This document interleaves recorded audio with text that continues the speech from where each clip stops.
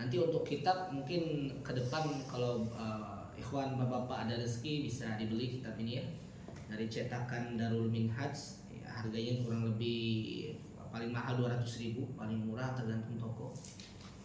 Ini yang Darul Minhaj ini cetakan bagus, kertasnya dari Saudi, jadi kertasnya bagus ya, nggak jelek kertasnya.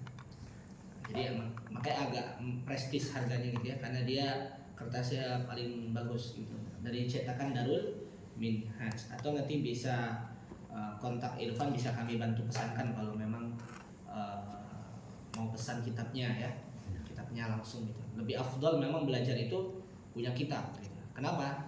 Karena lebih berkah insya Allah ya, lebih berkah, lebih banyak ininya ya, keberkahannya insya Allah.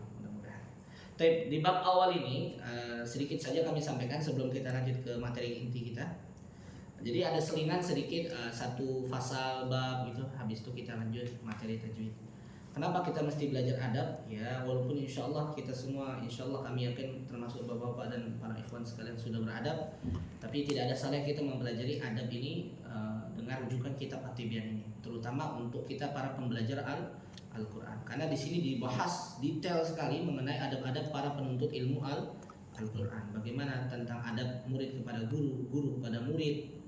Jadi jelas di sini lengkap ya, termasuk adab kita dengan Al-Quran ya. Seperti apa harus ditegakkan adab-adab kita dengan Al-Quran, supaya apa? Agar mudah-mudahan menjadi sebab musabab keberkahan ilmu. Insya Allah mudah-mudahan gitu ya. Bab awal membahas fi atrafin min fadilati tilawatil Quran wa hamalatihi. Nah, pada bab awal ini membahas bagaimana keunggulan-keunggulan dari yang namanya keutamaan tilawah ya. Tilawah Al-Quran wa hamalatihi, dan para penghafal Al-Quran. Jadi membaca dan juga menghafal. Nah, keutamaan dari membaca dan menghafal. Satu hadis, satu ayat. Apa kata Allah Subhanahu wa taala dalam surah Fatir? Qala Allah azza wa jalla, innal ladzina yatluna kitaballahi wa aqamus salah wa anfaqu mimma razaqnahum sirran wa alaniyah yarjuna tijaratan lan tabur liyuwaffiyahum ujurahum wa yazidahum min fadlihi innahu ghafurun syakur. Di sini Allah Subhanahu wa taala berfirman, sesungguhnya orang-orang yang bertilawah Al-Qur'an, innal ladzina yatluna kitaballah wa aqamus shalah, lalu mendirikan salat, wa anfaqu mimma razaqnahum sirra wa alaniyah, lalu menginfakkan sebagai rezeki yang Allah berikan baik secara diam-diam maupun secara terang-terangan. Sirra wa alaniyah, baik diam-diam maupun terang-terangan. Apa? Yarjuna tijaratan lan tabur, kata Allah, mereka itulah orang-orang yang mengharapkan tijarah, perniagaan, lan tabur, yang tidak akan pernah rugi. Nah, ini perniagaan yang tidak akan pernah rugi. Maka kalau kita bicara bisnis, antara untung dengan rugi. Maka di sini perhatikan baik-baik hikmah dari turunnya ayat ini apa? Allah sebutkan kata kerja, yaitu membaca Al-Quran terlebih dahulu, habis itu baru salat, habis itu baru sedekah. Urutan pertamanya apa? Tilawah.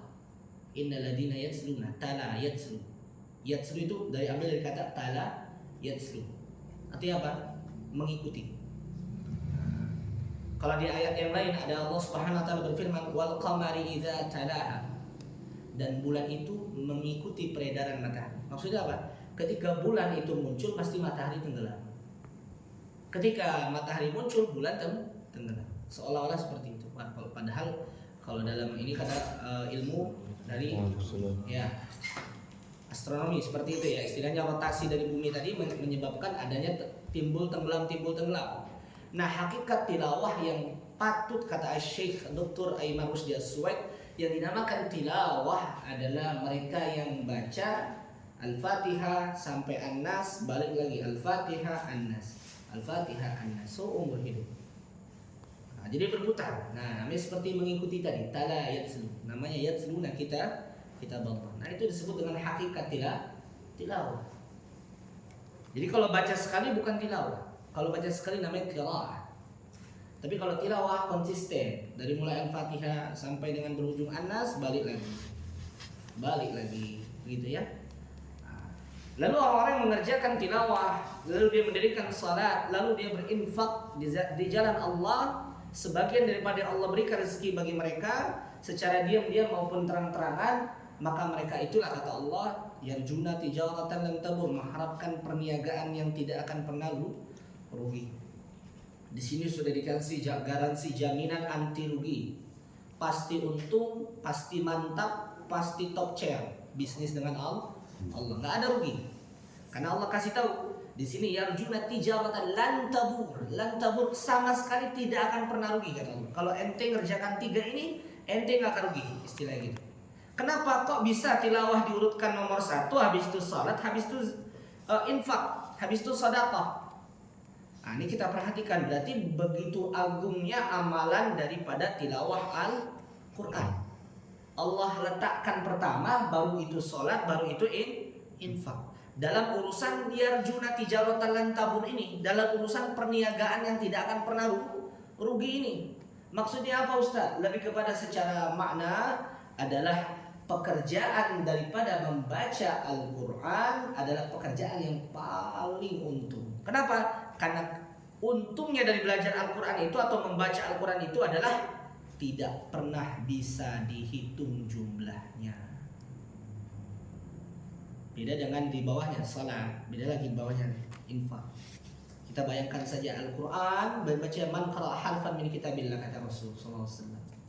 Beliau bersabda, man qara'a harfan, barang siapa yang membaca 1 huruf min kitabillah, dari kitab Allah, ya, falahu hasanah, kata Rasul, maka baginya apa?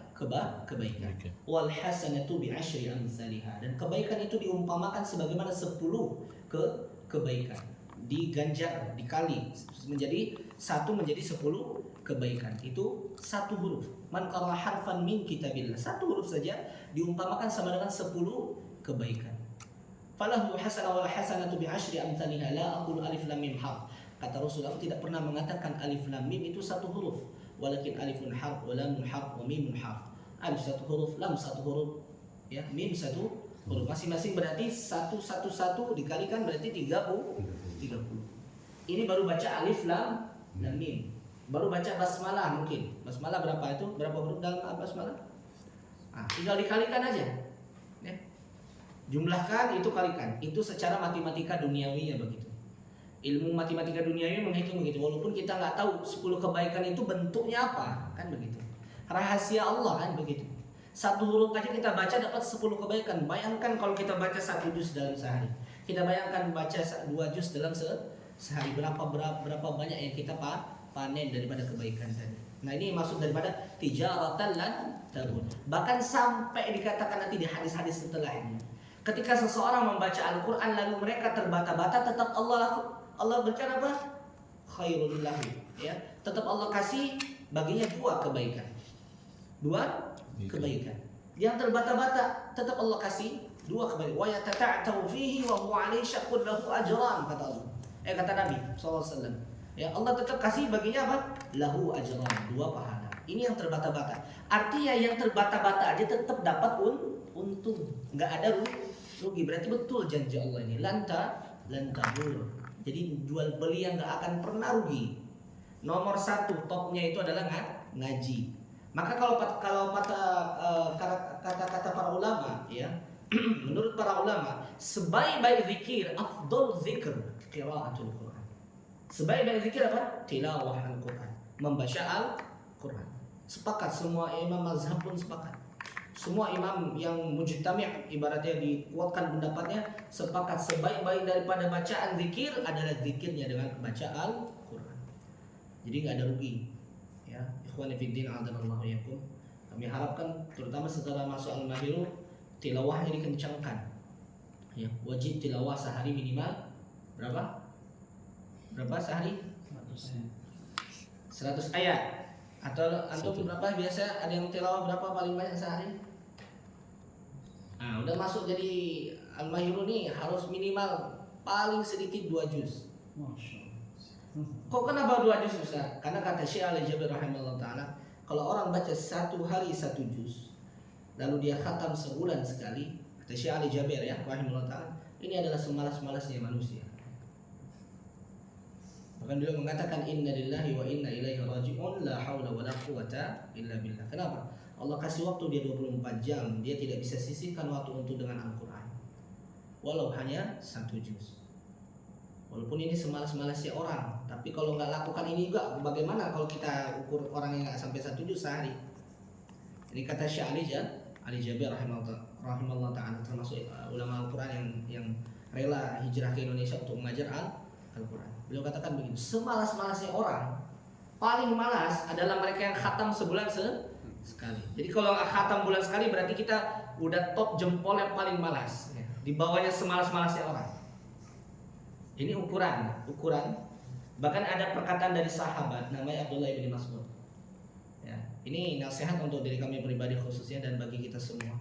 Apa kata sahabat Abdullah bin Mas'ud? Kalau kamu mau tahu seseorang itu seberapa besar cinta dengan Allah dan Rasul, lihat interaksi dengan Al-Quran. Lihat dia baca Al-Quran. Lihat dia sehari berapa banyak dia baca Quran. Dan kamu kalau mau tahu, kata Abdullah bin Mas'ud radhiyallahu anhu, mau tahu seorang hamba itu betul-betul dicintai oleh Allah, lihat interaksi dengan Al-Quran. Jadi kalau katanya kita cinta Allah tapi ngaji nggak sampai 2 juz sehari minimal atau 1 juz tadi semalas-malasnya orang, berarti cinta kita palsu. Gitu ya. Ini nasihat dari sahabat Abdullah bin Mas'ud. Kami pertama dengar nasihat ini pun tas terasa tertampar-tampar, ya, tas bolak-balik tertampar, ya. Kenapa? Karena kalau kita ngaku cinta Allah, pasti kita rajin mengaji, rajin tidak. Ustaz, kayak mana kita masih belajar tajwid ini belum mantap ini. Ya itu sambil berjalan, nggak ada masalah ala kulli hal. Ya. Kenapa? Karena kaum muslimin saat ini mulai jauh daripada Al-Quran karena mereka mulai meninggalkan Al-Quran dan walhasil mereka Allah hinakan. Ya, kenapa? Ya dulu kaum muslimin adalah salah satu golongan atau bisa waktu di zaman itu menjadi bangsa yang sungguh kuat dari sisi apa? Semuanya, militernya, ilmu pengetahuannya pada zaman dulu. Kenapa sekarang kok lemah seperti singa yang tertidur, yang diinjak-injak oleh orang-orang kafir nih? Yang mana orang-orang kafir dulu lari terbirit-birit kalau melihat kuda-kuda kaum muslimin. Sekarang dibalik orang muslim yang lari-lari terbirit-birit. Ketika ada tank-tank orang kafir terus dipertontonkan seperti itu, kecanggihan teknologi militer mereka.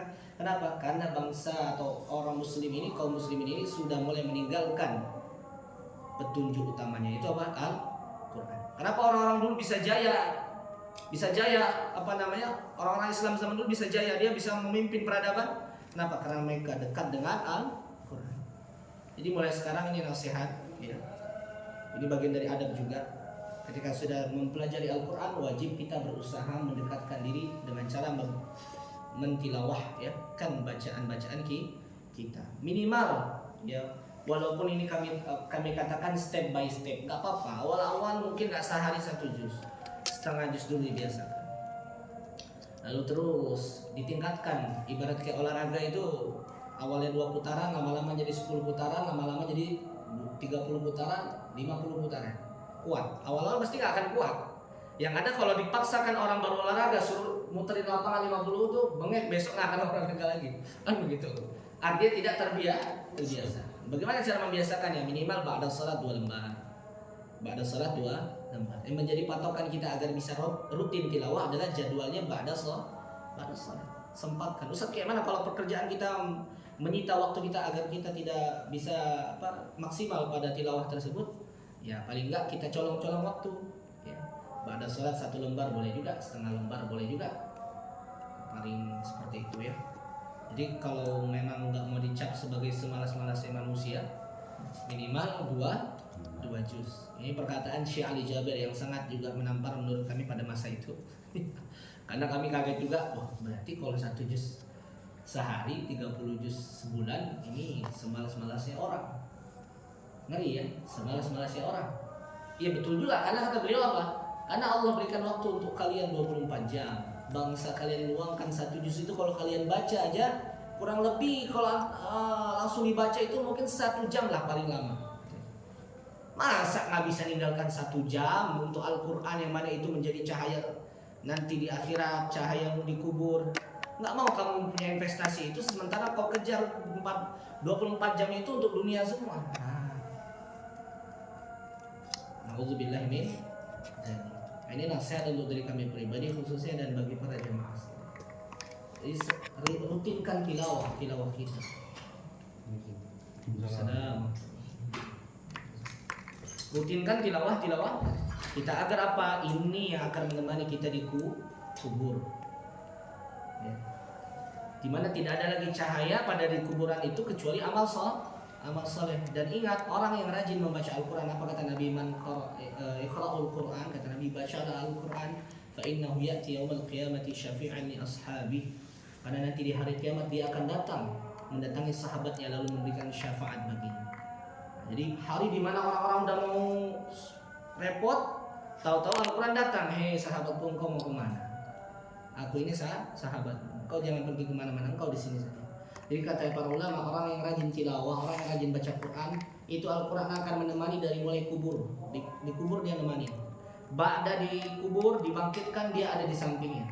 Setelah dibangkitkan ada di sampingnya, dia menemani terus sampai surganya Allah Subhanahu wa taala. Itu Al-Quran yang kita baca.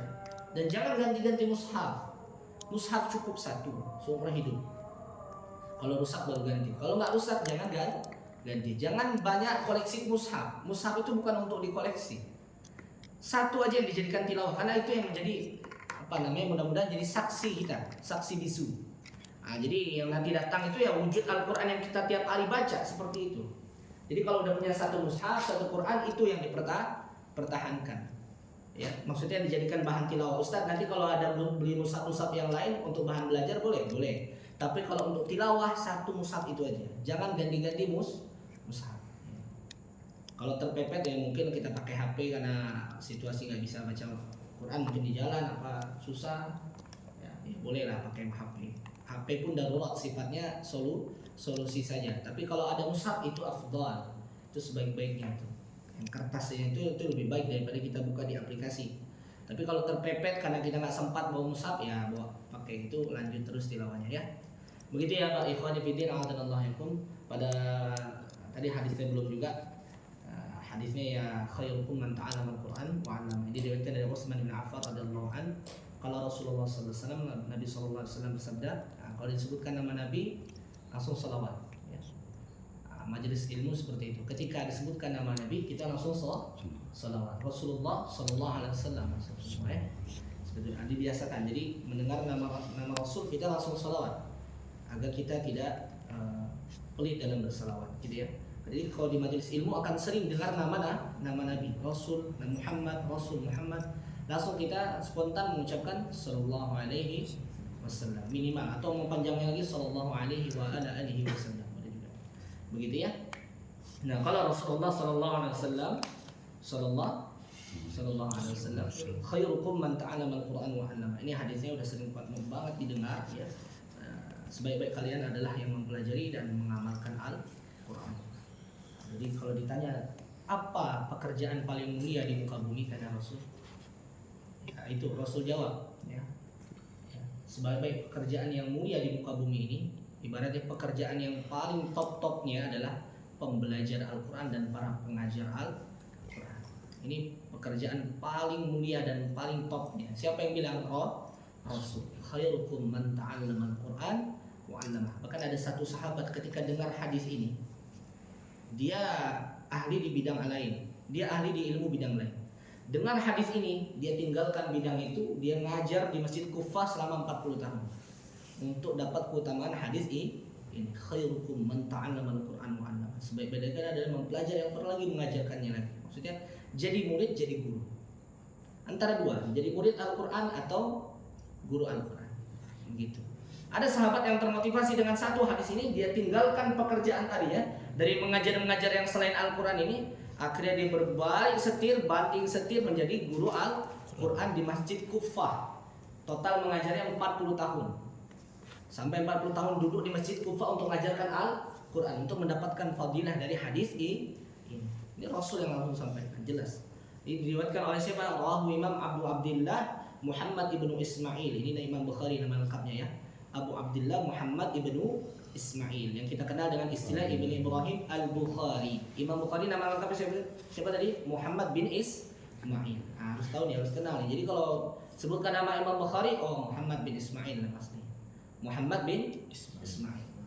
Jadi kalau kadang beberapa ditanya siapa nama lengkap Imam Bukhari, ya, taunya Bukhari aja kan. Bukhari itu nisbat tempat, nisbat kotanya, Bukhur ya. Tapi kalau ini nama aslinya Muhammad bin Ismail bin Ibrahim. Nah, bapaknya Ibrahim. Begitu ya. Alladzi huwa ashahul kutubi ba'dal Qur'an. Dan kitab Sahih Bukhari adalah kitab yang paling sahih kata Imam Nawawi setelah Al-Qur'an. Setelah Al-Qur'an. Barakallahu fikum.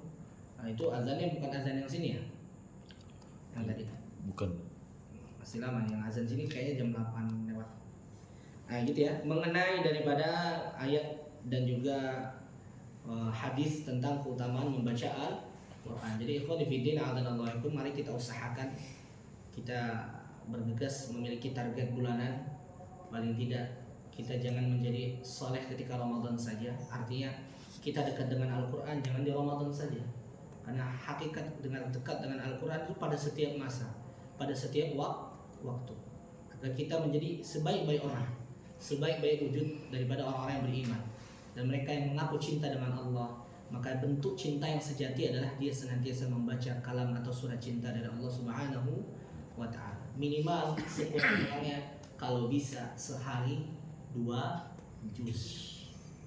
Kalau 2 juz tinggal dikalikan aja, berarti setiap ba'da sholat 4 lembar. Nah, nanti kalau yang udah ngajinya lancar, kami rasa 4 lembar ba'da sholat itu cepat. 4 lembar pada sholat itu mungkin makan waktu ya kurang lebih 20 menit lah. Kalau yang udah biasa ngaji ya, kencang tuh. Itu insya Allah 2 juz target khatam 1 bulan 2 kali ya. Itu insya Allah bisa. Agar tidak masuk kategori yang dikatakan Syekh Ali Jaber tadi. Semalas-malasnya manusia, mereka yang khatam 1 bulan 1 kali kata beliau.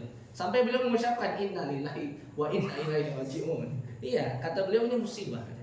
La haula wala quwata illa billah. Apalagi yang Quran yang sampai belapuk-lapuk di lemari, yang sampai debuan itu harusnya nangis. Kenapa? Karena itu petunjuk hidupnya dia biarkan. Petunjuk hidupnya dia abaikan. Begitu. Nauzubillahi min dzalik. Mudah-mudahan kita bukan termasuk orang-orang seperti itu. Adapun kalau memang intensitas tilawah kita belum tadi, ya mudah-mudahan ketika mendengarkan ayat tadi tijaratan lan tabur tadi kata Allah, perniagaan yang tidak akan pernah rugi. Bapak-bapak ikhwani fiddin semua tilawah insyaallah akan rugi walaupun meluangkan waktu barang mungkin 20-30 menit, tapi insyaallah setiap ada salat itu dirutinkan, itu menjadi wasilah kita semakin dekat kepada Allah. Jadi orang yang rajin tilawah insyaallah hidupnya lebih berkah. Apapun profesi kita, latar belakang kita, tetaplah kita semua menjadi ahlul Qur'an. Dan ingat, ahlul Quran nggak mesti jadi ustaz, begitu ya. Ahlul Quran nggak mesti jadi ustaz. Apapun profesinya, ya. Ahlul Quran dasarnya kan begitu. Jadi dokter ahlul Quran luar biasa, ya. Insinyur ahlul Quran luar biasa. Tentara ahlul Quran lebih luar biasa lagi. Polisi yang ahlul Quran luar biasa lagi. Jadi ahlul Quran tidak tersemat untuk ustaz saja. Ahlul Quran itu untuk semua yang beragama Islam, beriman kepada Allah. Bisa menjadi ahlul. Tidak mesti ustadz saja yang bisa jadi ahlul Quran. Semua apapun pekerjaannya bisa menjadi ahlul Quran asal dia mau, asal dia ingin. Begitu ya. Barakallahu fikum. Nah, ini belum azan kalau yang di sini. Masjid ini belum ya? Udah tadi. Udah belum. Itu kalau masjid yang satunya. Tadi komat kan? Oh belum. Oh udah ya? Udah. Berarti bukan jam 8 ya? Jam 8 kurang 5. Oh ya, kita berarti sholat dulu. Habis itu baru kita materi inti ya. Jadi setiap Jumat itu ikhwan, bapak-bapak semua, untuk Jumat kita lebih agak sedikit ada teorinya. Nanti untuk Rabu itu full praktek. Jadi kalau Rabu kemarin kita lebih banyak praktiknya daripada teori. Untuk setiap Jumat itu mungkin kita selingkan, ada belajar adab dulu sebentar. Habis itu Ba'da Isya review materi, habis itu tajwid, baca tilawah ganti-gantian, tahsin, seperti itu. Mungkin seperti itu dulu selama polanya kurang lebih 3 bulan ke depan, masih sama seperti itu ya. Mudah-mudahan bisa bermanfaat.